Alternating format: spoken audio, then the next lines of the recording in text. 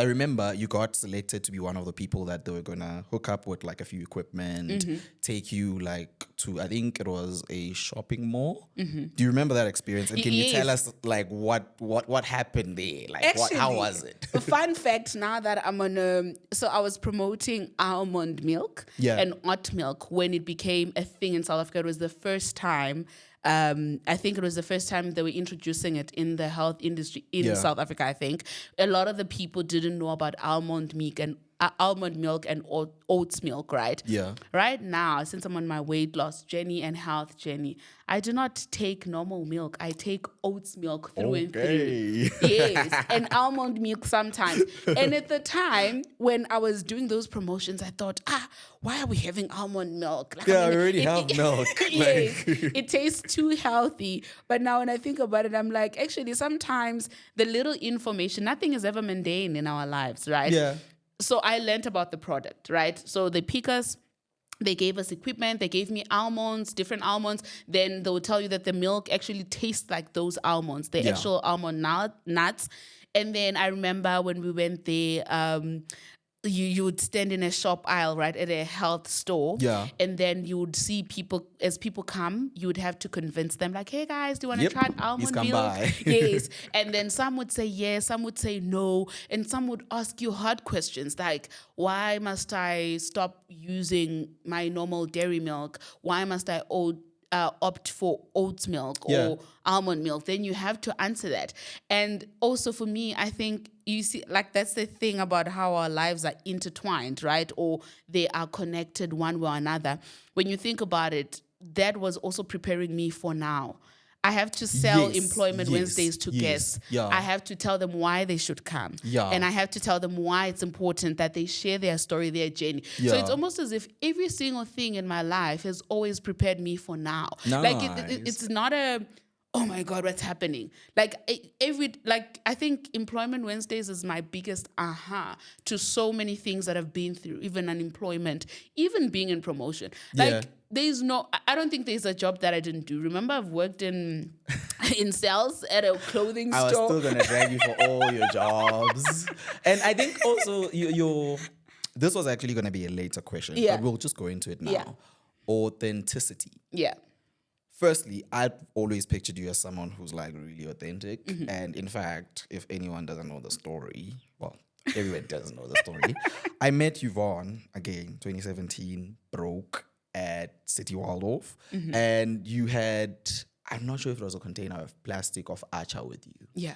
And there was nothing else. It wasn't like you had a lot of other things and with acha along with it. And I know that as a black kid, you'd always be scared to be seen with certain things that like, why am I carrying acha? Yeah, you're going through it, my guy. And I think when I saw that, I was like, okay, this seems like a relatable person. How much do you feel like that's helped you, being authentic and relatable to other people?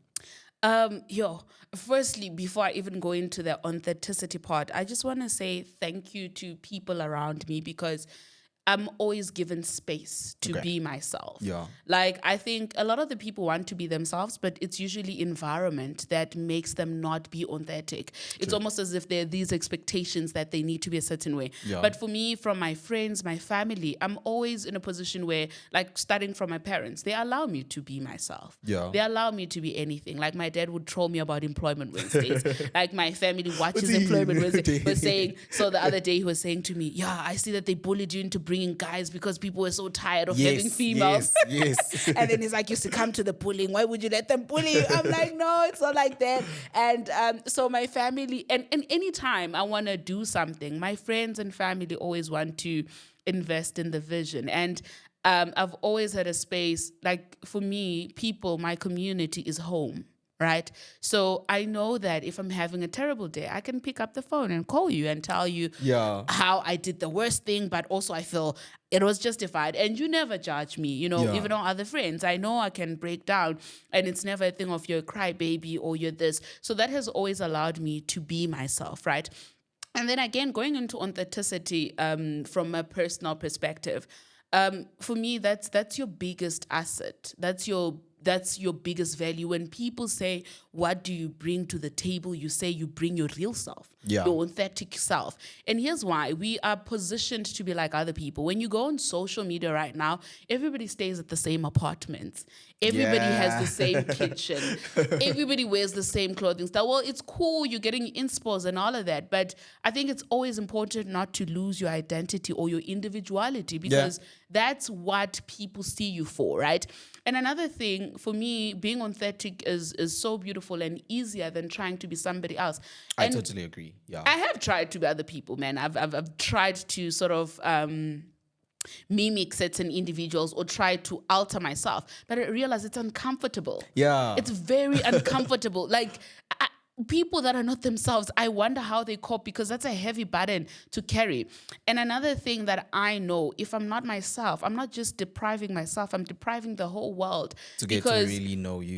Yeah. So for me, when God uses you, he doesn't use who you pretend to be. He uses the real you, your mess, your strengths, I like your that. whatever. So Yeah. if I'm pretending to be the biggest superstar, if I'm pretending to be the biggest podcast, well, we are going to get there. But now I will present it as what it is. We just Yeah. have 7,000 subscribers, and that's okay. I'm not going to go around saying, yeah, we have 2 million subscribers. So I think it's very important to understand that being yourself is the easiest thing. I think for me, it's just easy, because also I don't need to act. Yeah. Like, being myself, this is what you get. Yeah. Like, even if the camera was off. I think it's a much more understandable standard for you. It's a comfortable standard. It's also sustainable, like Yes, you said. very like, You sustainable. can literally keep going and Yeah. just being yourself. And you can obviously keep trimming some stuff.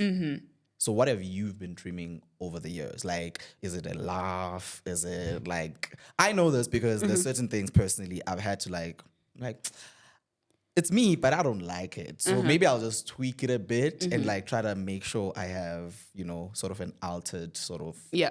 view on it. So what have you tweaked just so that the authentic you still stays, but it's also, you're also grooming yourself into like someone you're also liking as well? Okay. So, and I think you may have noticed this, right, over the years, because you and I have known each other for a while. So I have always been a very confrontational person. I did not care for reading the room. Yeah. I did not care whether I came across rude or disrespectful. If you do something I don't like, I'm going to address it now. And I've always pressed on, we have to talk about it now. Yes. It can't wait. The same Stop lady whatever who's you're graceful. doing. Yes. Offering no grace Yes, whatsoever. Actually, I was not graceful. You missed my call. It's a court thing. Everything was a thing with me. And I think it was because I think I had a trauma. I don't know where that trauma came from, but and I think even now, I'm still dealing with that, to say, I'm a lover. I love dearly, right? Yeah. And because I love dearly, there's always that element that, what if this person leaves me? Or what if this person doesn't want to be my friend? Or whatever the case may be. So for me, back then, I'd always want people to explain themselves or to sort of validate what we have, right? But over the years, and when you become an adult, you understand that people can miss calls. It's not the end of the friendship. Like, but somebody's busy. I'll give you, and I think one of the things that changed my perspective is actually one of our friends, right? When she got married, like, her and I used to talk on the phone for hours. Yeah. But when she got married, I couldn't just call her at Like sharing 11. And then there was that. And then when she had a baby, I started thinking about it that sometimes she's carrying a baby. I can't expect her to just put the baby down and then now attend to me. And maybe what I want is not as important. So I've learned that not everything should be a thing, man. Not everything requires confrontation. So you had to like trim that authentic love into still authentic love, Boundaries. but realistic. Yeah, with boundaries, because then it becomes realistic given how, life is changing and everything. Yes. Okay. So now I give people grace, and now I don't always confront people about everything. And back then, if I don't confront you, it means I'm cutting you off. But now I can still not confront you and be okay. I'll give you like an example. Something happened also with Ngati Manje. I'm spilling tea of my friends. Please. Yeah. We're going to get to that actually. We're coming for everyone. Like everyone. One by one. One by one. One of our friends, right, there's a change that happened in his life. He didn't tell me about it. right? When he didn't tell me about it, well, I had a dream about it. Oh. That's the thing about me. I'll dream dreams. So I had a dream about it, but I didn't ask him about it. And then I remember you asked me about it, like, hey, da da da da. And then I was like, oh, no, I didn't know about that. And then you were like, oh, okay, sharp. And I think you thought I was even messing around, right? Yeah. Like, Haibo, how do you not know that? Because this is a big part. Then, so in the moment, the young Yvonne wanted to be like, yeah, how dare he not tell me? Yeah. How dare he not invite me? How dare he whatever? In that, like maybe in that moment. But one thing that therapy has taught me is that don't just jump to address. Give it 10 minutes. Process it. So if there's a reaction, Yeah. think for 10 minutes before you attend or Makes do sense. whatever. Yeah, it Yes, makes sense. okay, is this it? So then I had to sit down with myself and ask myself, what is it about this whole thing that's upsetting me, right? And then I realized that I was upset because had the roles been reversed, I would have told him, or I Yeah. would have engaged him, or he would have known, right? Yes. So then I was like, okay, but I'm not going to ask him, right? Then over the days, I kept on thinking about it. I'm like, but again, also with this situation, there's another person involved. And I'm not even friends with that other person. Maybe there was also a boundary that had to be respected of that other person. So I had to So you process had it to from see maturity. what are the other factors that they had to Yes. consider that you're not even maybe aware of at the time? You know, so I had to think about that and all of that, and I wasn't upset about it. Time went on, and then me and and my friend had the conversation. Then I told, so he says to me, "No, I'm so sorry about how everything happened. I should have told you and all of that." Right? Then I tell him my perspective, and he's like, "Actually, thank you for giving me that grace to say you do have an understanding that there is another person involved, and you are not friends with that person, and Yeah. maybe Nami, I was just there by chance or whatever the case may be." So I think over the years, I've also learned to give people grace and give people the opportunity to say their side of the story without making assumptions that I think my view is better, because there will always be my view, your view, and the actual view. And and it's weird because I think that's where the clash usually comes in. If you feel like I'm so authentic, you cannot, anything you perceive as it's not fake or it's not an authentic action towards you becomes offensive. Yes. So now I think that's where the whole, whether it's a tantrum or you're going off, that's where it comes from Yeah. usually. Okay, so I'm happy to know you've trimmed that. Yes. What about the laugh? You haven't changed the I laugh. know, guys. This is how we will laugh through You and laugh through. like an African woman. Natty, actually, I don't know. Did you grow up watching like a lot of the African content? You know, the movies we used to watch, the Nigerian ones. movies. Blood Sisters. And you remember how the sound, I don't know what It sound goes- equipment they were using. Yeah, it would be pa. And it was so loud. And Yeah. also, when I think about it now, that wasn't good quality sound. Yeah. Because it was... But then you add the not so good quality sound with the African woman sound, and your speakers are blowing if they're not authentic speakers. That is so true. But yeah, man. And I think with other things, in terms of trimming certain things, like I intentionally give people grace. Yeah. And then also, I'm okay with people not being in my life. So I used to have an obsession that we need to make it together. You know, I was Miss Vision 2020. I'm Vision yeah. 2030. And I'm a people's person. I will write for the people that I know. I will put people on with jobs. I will do things for Yeah. people. I used to think we need to move together. Yeah. But then adulting, or as you grow, you realize that people fall off. Yeah. And that's okay. And sometimes it has nothing to do with you were toxic, I was toxic, whatever. It's just a matter of we in different phases of our lives and we can't sync, and Yeah. that's okay. Yeah. So I've learned to give people grace to say, maybe in this season you don't have capacity for me. Yeah. And maybe in another season you don't have capacity for me. And that's okay. Or I don't have capacity for you. And another thing that I used to do a lot, and I think I remember when I read The Light We Carry by Michelle Obama, Yeah. I even sent you a part of that. I used to treat all my friends of the same high standard. So everything, I would expect you guys to treat me the same way I treat you. Yeah. I would expect you to give me the 100% our other friend gives. And then I learned over the years, I have one friend, guys, who every year she writes me letters on my birthday. Oh, really? She makes no mistake. She writes me letters on my birthday because I love letters. But I can't expect that from all of you.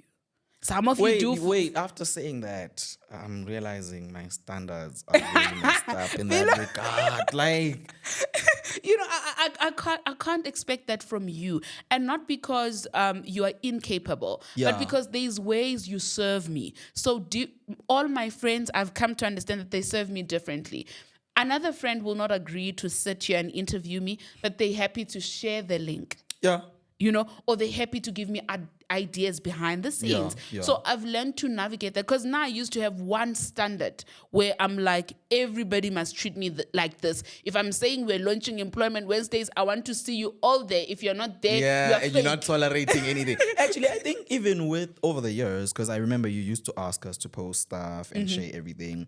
My whole thinking at that time was, you have more friends than I do, and all my friends are your friends. So every time you ask me to post, I'll be like, why? Like, everyone has seen it from you. Why would they see it from me? But I mean, even then, I think you've become more understanding. Sure. And weirdly, as you've become understanding, I've also learned a lot. I'm like, wait, sometimes it helps with the algorithm. Sometimes it helps with just, keeping everything alive. It's not just about, hey, you have a big following, so share it. And I'm starting to see things in your way now. Yeah. Which, leading up to that, actually, no, it's not even leading up to that. Since you're so social, how many friends do you think you've made in the past 7 years? And how many do you think you've lost? Obviously not friends in like you tell them your secrets kind of way, but in the terms of we're going out, we're doing like fun stuff together, or we're just talking all the time. Like Yeah. how many people have you accumulated and how many have you lost? So, and I know people are going to think this is a lie. Number one, I am quite shy, right? That's cap. I ain't caping. And then number two, I don't know how to make friends, Okay. right? So I've just always been blessed that people gravitate towards me. So I can carry a conversation. I can nurture a relationship, but I struggle with starting. Oh, so okay. usually when a relationship starts, whether it's friendship or mjolo, whatever, I withdraw. I usually move. But once I go in, then I go all in. I know how to nurture and navigate, right? Yeah. So a lot of the people, I've heard this misconception, right, where people think I have a lot of friends. I actually don't have a lot of friends. Yeah. It's actually quite a few of you. Where if we say I'm gonna have a wedding where there's 70 people, I can actually do that type of wedding. People always say, no, you wouldn't be able to do a wedding of 70 people. I'm like, that's the thing. For me, friendship, Yeah. that's a very deep word. Okay. And another thing is, and I think this is a gift. People like being around me, one. Two, people like talking to me. And for me, just because you and I have spoken 4 hours on the phone, that doesn't mean we're friends. But that's the thing. I think you give enough effort such that you can say it's not a friendship, but to the other person, it's like, you're my friend. But like, for me, look how it's hard you're basics. going. Yeah, like, look how hard you're going. Like, you just borrowed me money. So I you just think did all these generally, things. I think generally I'm a nice person, right? Oh, okay. So I think generally I'm a nice person. Generally I'm very warm, Yeah. right? I'm welcoming. I'm warm. I can make you laugh. I can listen to you. I'll give advice. I'll just Yeah. start giving you advice. I'll preach and all of that. And I do understand that some people may misinterpret that, but for me, you know this. I'm quite very deep, and because and it's not even because I don't want to make friends. I know I'm quite demanding. Yeah. Being my friend requires a lot. Yeah. Like I know and it. not even from I know it. from a toxic perspective, but I think I hold my people of high standard. Yeah. And for me to go around imposing that on everyone, that would be very hard. Yeah. Like if people would know my close friends Yeah. and know how we maintain our relationships or the things we go through, they'll be like, you know what, it's fine. I'd rather be just your Instagram follower, because it takes a lot. Because I love attention. I love being listened to. Yeah. I change my mind a lot. Yeah. And I'm an extremist, right? So when I'm happy, everybody must be happy. Yebo. When I'm upset, I'm upset. Yeah. So I think it's being my friend is quite a lot, and I do understand that. So that's why I don't just go around throwing the word friend Yeah. everywhere. But I have met a lot of amazing people, like a lot. I think I can say a good. Hey, this number is sounding too high. Yeah, you're gonna find out that's where the 7,000 subscribers comes from. It's all her friends. Like, I think I've met a good I'd say between 50 to 100 people. You said over the last 7 years. Yeah, just since you started university up until now. Yeah, I think I've met between 50 to 100 people that, like friends, buddy. Ne?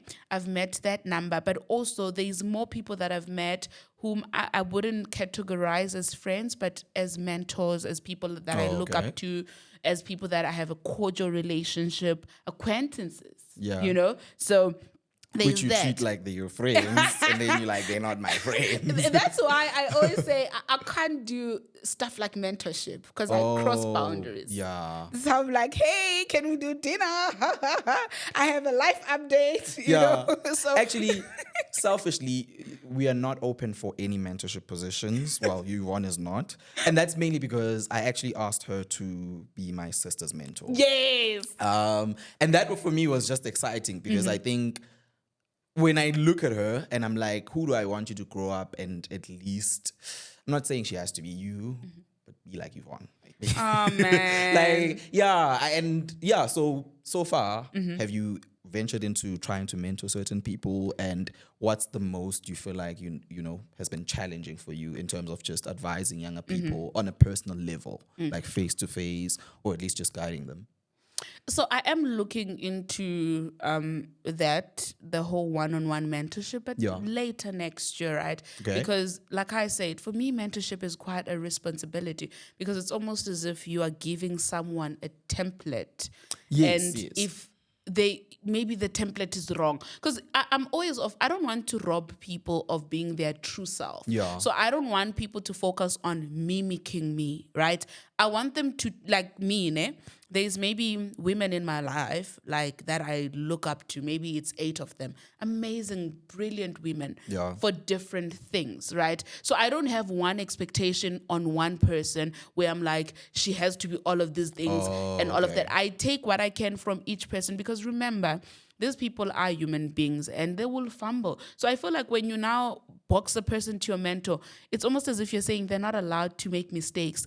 They are not allowed to be out of character, whatever the case may be. True, So yeah. for me, I'm not very much big on direct mentorship, but there is, she's become like a baby sister to me, Nobuhle. She's also studying her LLB degree at the University of Witwatersrand.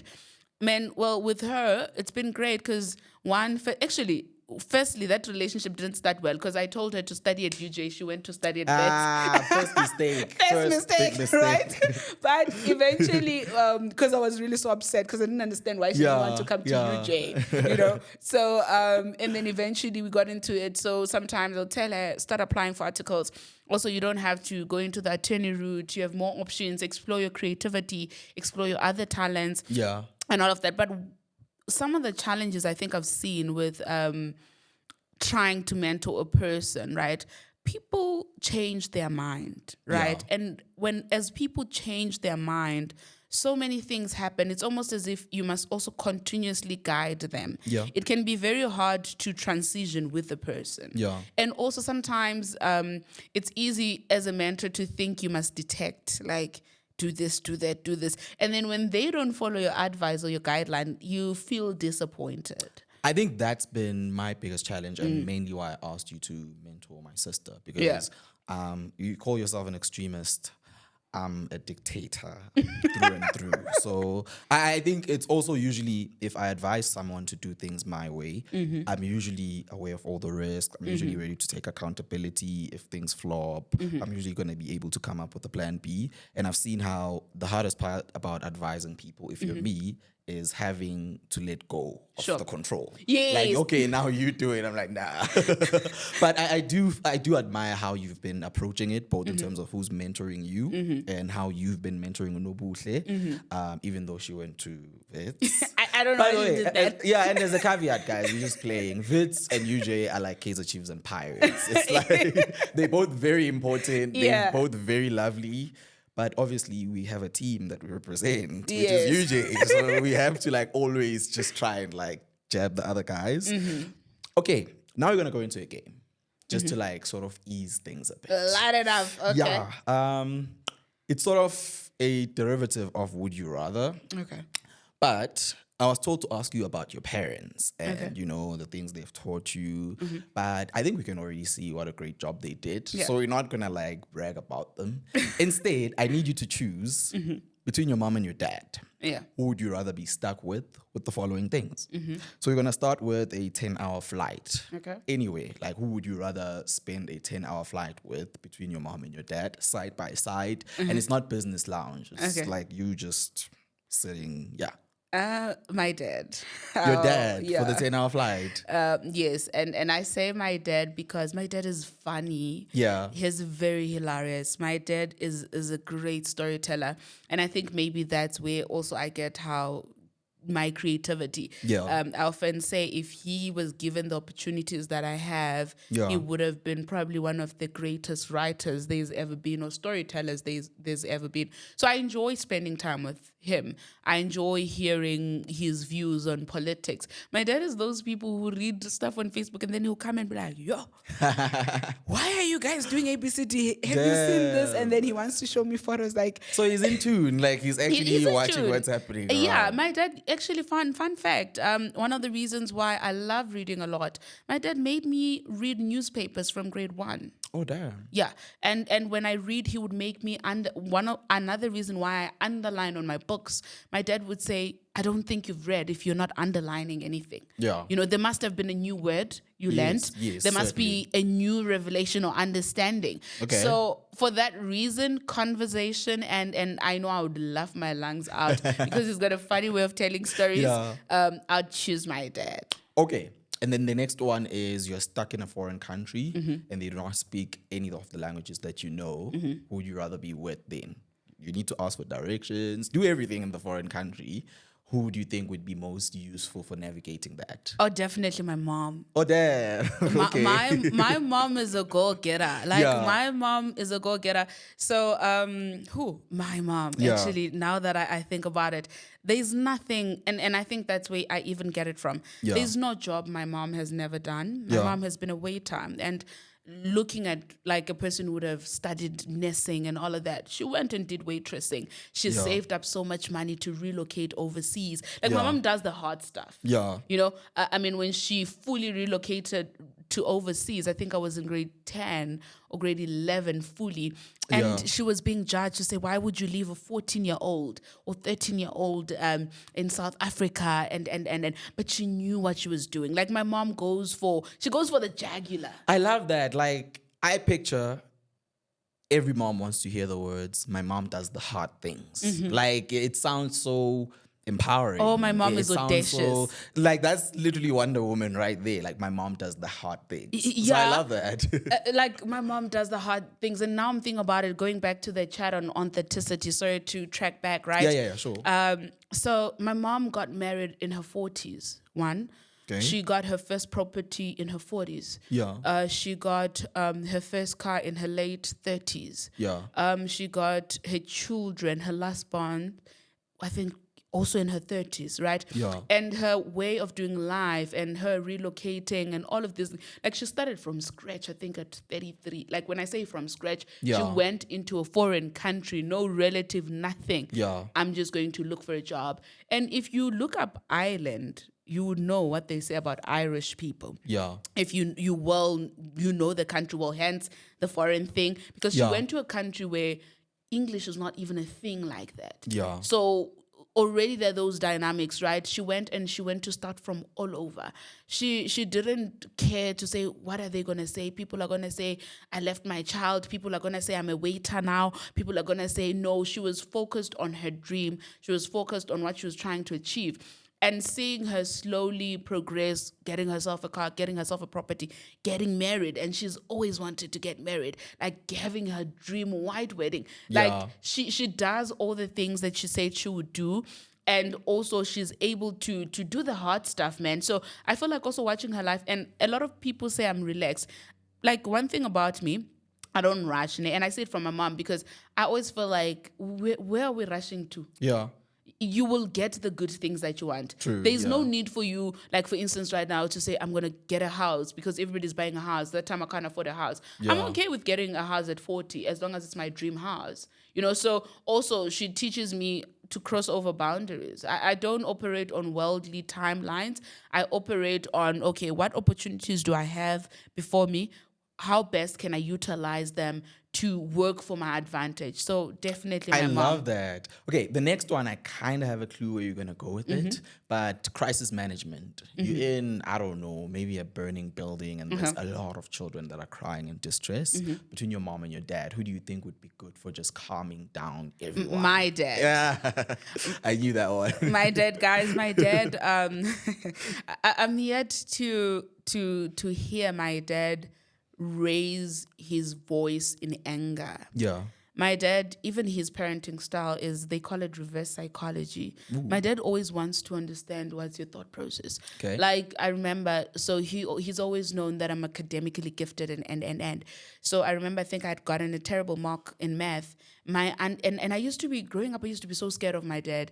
And I don't know why, but I feared him. Like, from a place of respect. Like, if you let's say I was wasted somewhere and you say your mom is here, I can maneuver. But if you say my dad is here, I would sober up and you know. And come to think of it, like, my mom was so strict. She was the one to use the hiding. But my dad, I think my dad has used the hiding on me once or twice. Okay. Because his parenting style, like I'm saying, was to sit down, let's talk. Do you understand that if you're failing, you're going to not get space in university?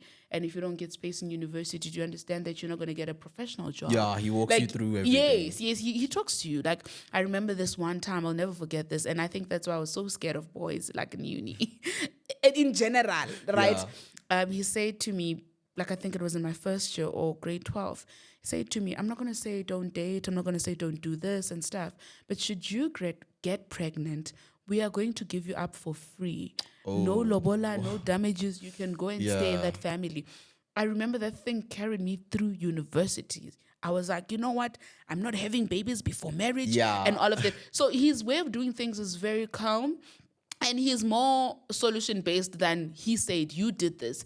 So if he finds a crisis, it's not about, why did Retu say this? Where is Retu? He's going to be like, okay, what do we need? Do we need water? Sharp. You know, even if when I have to call him, like right now, if I was to call him and be like, hey, Dad, can you pick us up in Edenvale? He's not going to start asking, hey, why don't you have Uber money? What happened? No, he's more solution-based. While on the other end, my mom will start fetching the people who caused the fire first. Like, why Nenze? You know, the kids are screaming. They're also scared. There's a dangerous woman around in a dangerous fire. Okay. And then will we ever get to see your parents on the show? Like, ever?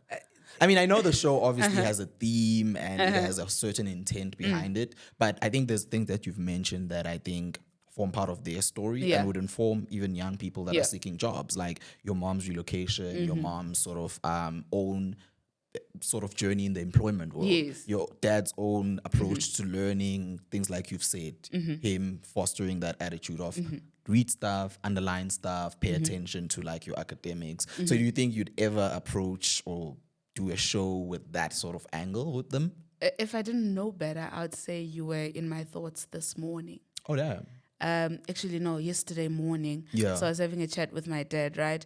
And then a thought rang on me to say maybe the next season 3 last episode should be with him. You get that, guys?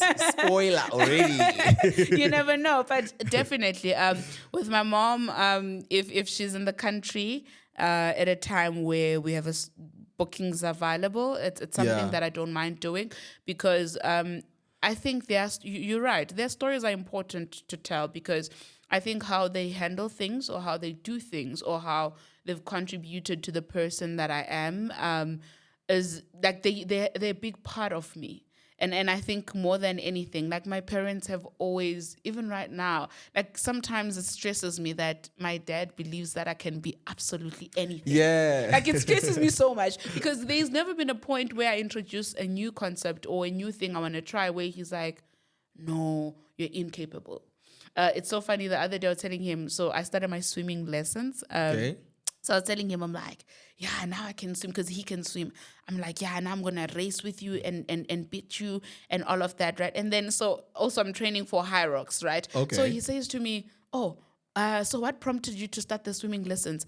Do you now want to go and be a pilot. I was like, what?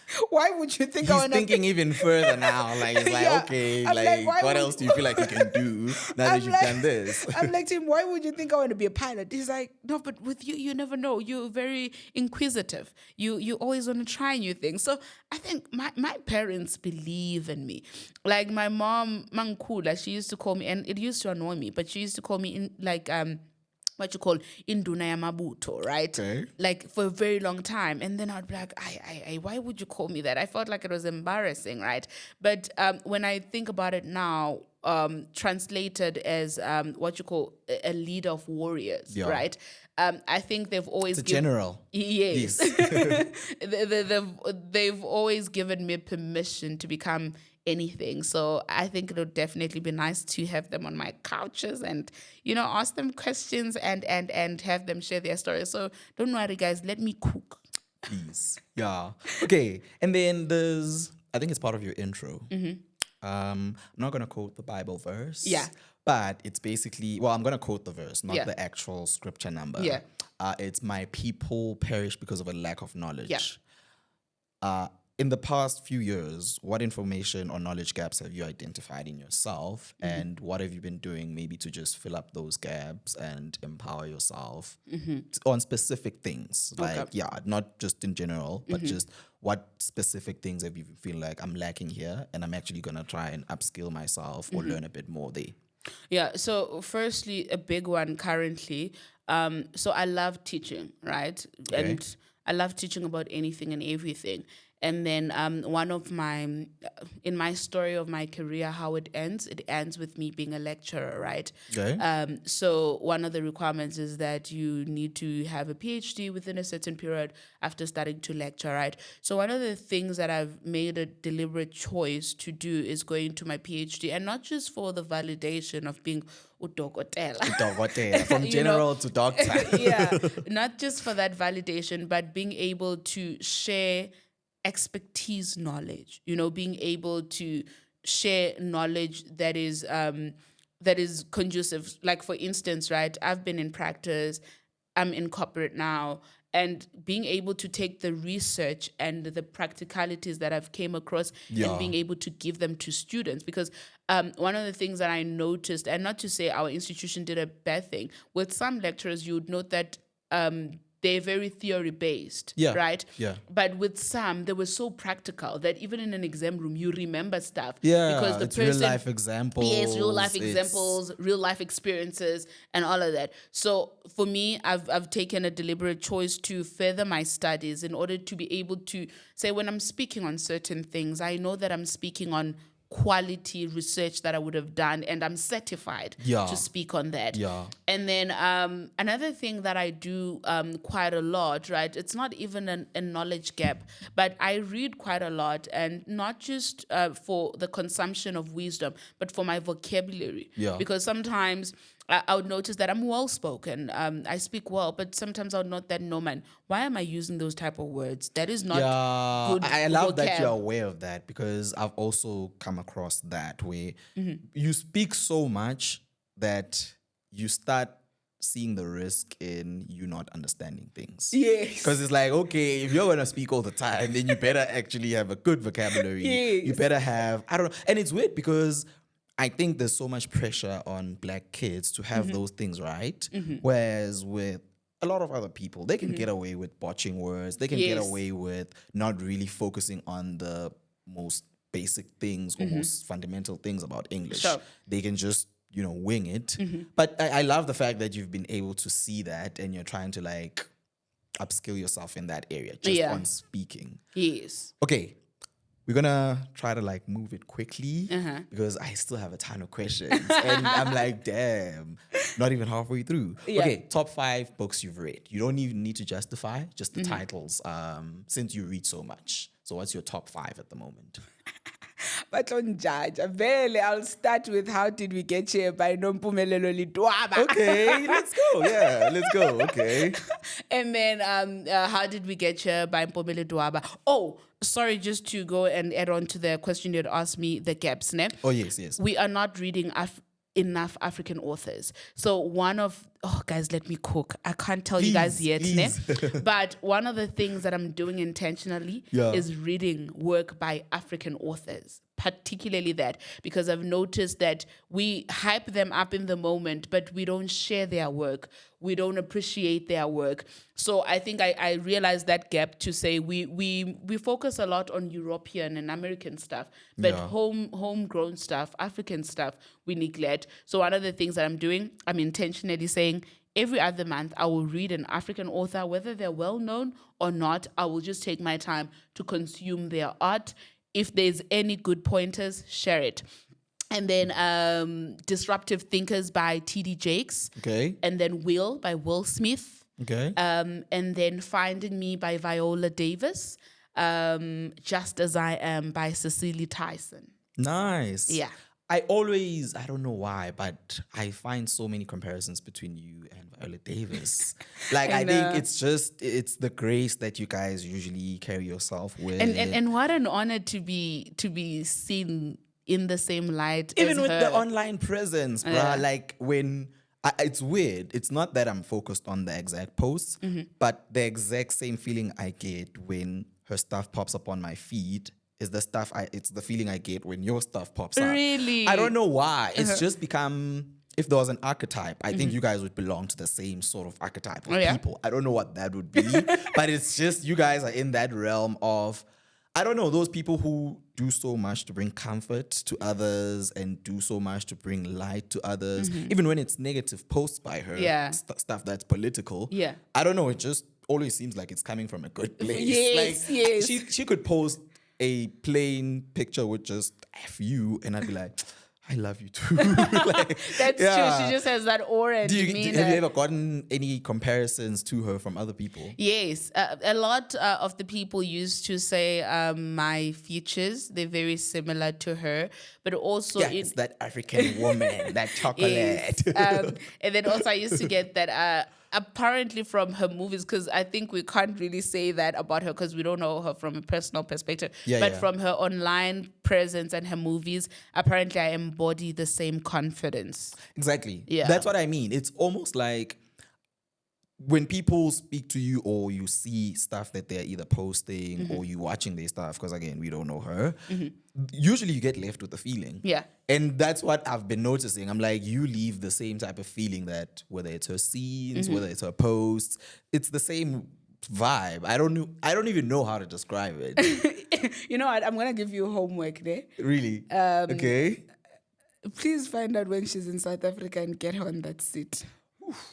I know it could take years, it could take months, but yeah, I think it would be nice to have her on the other side. I think as a challenge to myself, I could probably get her in a Zoom call. Nah. It's one of those things where, you got on the podcast and you started talking shit. Like, how are you going to get very, like, I will, actually. Yeah. I will. I'm speaking it to the universe. I'll get her on the show via Zoom, though, because I'm pretty sure she's not flying to South Africa with all the news about everything that's happening this side. But I always actually think about that. Like, what would a conversation between you guys be like? Yeah. Like, it would probably be a prayer session. Wow. Like, just a prayer session. In fact, we could even use that angle. Like, we do not need you to speak. We don't even need the promo. Just please come and pray with Yvonne on her show. And just talk to God and bless all the African kids on on our behalf. Yeah. Okay, and then my next question is basically just on your future plans for the show. But we can start with obviously just the next season. One, how many guests do you have confirmed already to be coming through? And what was the thinking with choosing those people, specifically given that it's a new season? Actually, I have quite a lot, ne? Yeah. So initially, I wanted to drag the season into December, right? Okay. And Jan. But then I figured out there's certain things I want to revamp. So I was like, I need to recoup. But I do have like at least over seven guests that have already agreed for us to shoot beginning of Jan. And I think one, spoiler alert, the one that I'm so excited about, I'm going to be interviewing somebody who is part of the national basketball team. Okay. So he studied engineering, and then he transitioned into a career in basketball. He's played, he's training, he's a coach, and so I think it's quite interesting also bringing in sports, because I don't think we've had anyone in sports on the podcast. So also there's that. Wait, on that, do you think Black people see sports as a form of employment? They don't. That's why we're bringing it in. Because I've never really, even I don't see it that way. Even though you look at just basically from a lifestyle perspective, it's you feed your people through your athletic endeavors. So okay, cool. Sorry, continue. I'm just, it never hit me that you could actually have someone who does sport here and they could speak about just that career aspect of it. And they're not even talking like a celebrity. They're just talking as an employee of a team. So yeah, man, I'm actually very excited about the sports side of it, because we neglect it and negate it and put it there. There's money there, and there's money there, and there's happiness there, there's passion there. Why not formalize it? Yeah. You know, why can't they have a pension fund? Yeah. Why can't they have UIF? Yeah. Why can't children be encouraged to play sports for money and have managers that actually draft proper employment contracts or contracts and actually be guided, actually be taught how to save? You know, because this is a real job. That's so important, because I've also seen with a lot of the talented, again, I hate bringing it back to Black people, but that's all I know. Yeah. People get so talented that they'll be playing sports for free their whole lives. Then at the end of it, it's like that was your main gift and you didn't abandon it because you still did it, but you just never insisted on getting paid for it. Yes. So basically, I think I in the next seasons, or rather season, because I think we're going to have 2 or 3 seasons next year. But the biggest things you're going to get away, the sports industry, as well as commercializing your talents and gifts. Yeah. Because we think, oh yeah, I can sing in the bathroom, ha ha ha. But what if you can actually hone that skill, practice, put time into it, put money? Z was trolling me and she was like, yeah, this December, you better not finish your bonus. You better start creating a studio for yourself, you know, so that when you travel to other countries, you've got equipment and stuff. When I thought about it, I'm like, yeah, you're right, you know. Yeah. So, yeah, man.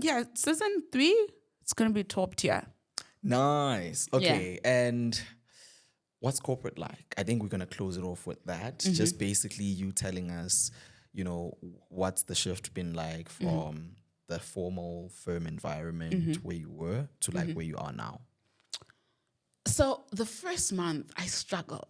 Law firm life is work. Yeah. So when I went in-house, I'm knocking off at 4:30, and I actually don't have to open my laptop at the time. Yeah. And it was shocking to the system. So I struggled to sleep as well, because generally I operate on 5 to 6 hours because of the conditions from studying from uni. Yeah. You knew that you sleep, you slumber.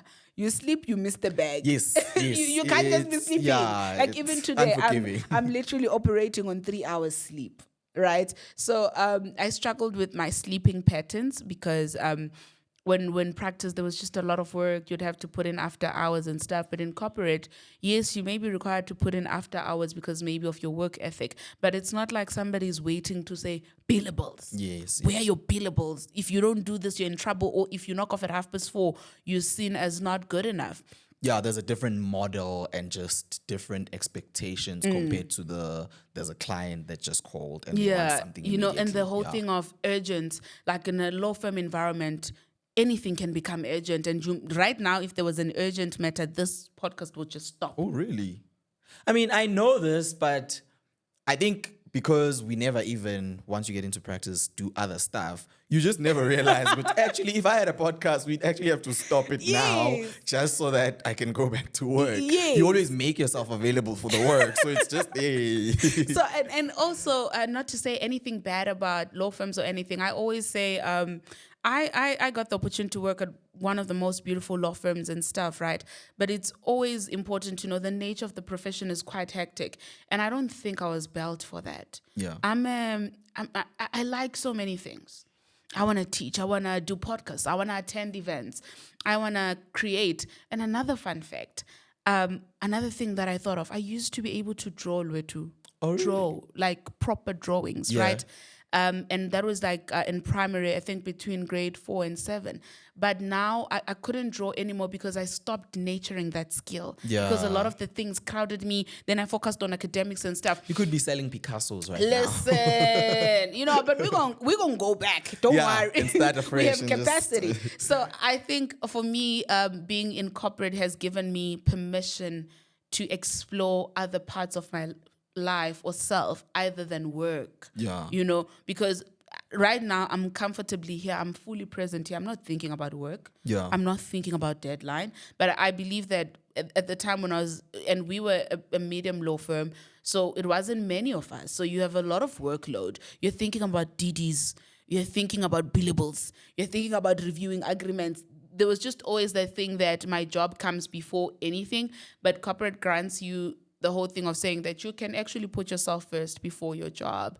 So there's been that. And then also I transitioned from working at the office to working from home. I struggled the first month because I'm a chatterbox. At my previous job, they used to call me Radio 2000. But Nana, if Radio Always 2000 out here just serving in people's gossip offices, and all like that I'm just stuff. talking to everyone, I'm sharing stories. So when I started working from home, I literally had to keep quiet, like just mthule. But lucky enough, I made beautiful friends whom actually we started a community where we'd call each other, would be working, and we were like on 5-hour calls while it's working, and we conversing and stuff like that. But it's been quite a nice, interesting journey. I think the only disadvantage, sometimes I do miss practice, Yeah. because practice has this urge. It makes you feel like you're very intelligent because there's always something putting you under pressure. Yes, There's yes. always something critical. But with Yeah. corporate, it does get critical, but it's always admin technicalities. It's never the law critical. Oh, okay. I get Yeah, what so you I mean. miss get that what you urge of mean. the law critical where we are questioning section 189 and then everyone is running around, Yeah. everyone is chasing briefs and all of that. So yeah, that's been the transition. I love that. And would you like to guess my final question for you? What are you going to ask? I don't know. It's a very important one. Where are the pots? Which pots? I don't know. It's one of the most famous questions, and it's still unanswered. So I was just thinking, maybe you're the first person we should have. Maybe you know the answer. Maybe you've been dying to tell us the whole time, ever since we saw it on SABC2. You're like, I know where the pots are. You should have asked me. Like, where do you know? You don't know. I don't know where the pots are. Well, maybe they're at La Creuset store. I don't know. I don't know where the pots are, but yeah. But yeah, thank you so much. It's been lovely speaking to you. It's weird. I started off this whole thing with a lot of nerves. But again, you have a calming voice. You have a very beautiful voice. You have a beautiful story. I was really noticing certain things, even when I asked you a question and then you paused to thank people. I'm like, hey, we're not here for them. We're here for you. We're not Yeah. here. But it was just lovely seeing how aware you are of a lot of things that I think people take themselves too seriously miss. And I think your platform has been very, very beautiful. Sure. The information, the pace, it feels like home Yeah. for a lot of people. And thank you. You're doing a great job. Aw, And thank I you so think, much. yeah, I mean, the subscribers are a testament to that. And I think just you coming from a place of, I want to share knowledge, that's actually the best thing about it. The fact that you bring people over. Sometimes some people will be sitting on gold, the information that they have, and they don't want to bring it to us. And like you've said, you've tried to like bring people on despite delays, despite their discomfort. And I think you pushing those boundaries has been very important. I hope one day you multiply your podcast, like you podcast and chill. You can have like mini networks. I'll host the most non-serious one because I'm not about to be serious. Yeah. But I think, I'm not even trying to like push you towards a certain direction, but I really see this becoming that sort of, I see this platform becoming that big, particularly because it's so useful. Yeah. So thank you very much. And is there anything you'd like to tell everyone to close off the show? Oh, thank you so much. Funny enough, I was so nervous because you sent me that McG photo. So I thought you were going to pull a McG on me. No. I was so nervous. I'm like, oh my God, he's coming with McG I mean, we're energy. still rolling, so we haven't gone off. Actually, no, we're gonna cut it. We're gonna cut it. So I was so nervous, but thank you. You actually calmed me down more than anything. Thank you for always being a safe space for me. Like, you're my mom's favorite person. It's weird, guys. I've never met Yvonne's mom, and I'm like, Yvonne keeps lying about me and telling her mom I'm amazing. Her mom is gonna meet me and be like, What's going on? like, what's going on? Like, but thank you, yeah. Yeah, thank you so much for being in my life. Thank you so much for always holding space for me. And thank you for doing this. Thoroughly enjoyed it. To everybody at home, I hope this season was everything you expected it to be. If you expect more, you need more, send me DMs, guys, on the Employment Wednesday page on Instagram. You can also send an email to info@employmentwednesdays.co.za. I'm happy to consider your ideas and everything, but it's been so great. It's been so beautiful, so fulfilling, and happy Employment Wednesdays. Happy December season. Be safe. Show each other love, share light, do not drink and drive. And more than anything, man, don't forget to be love and light. Always remember you are not alone. You are gracefully anchored. Don't forget to like, subscribe, share, and comment. And Cheers. take leave. Yes, and take your leave. Take your leave. leave. Cheers, guys.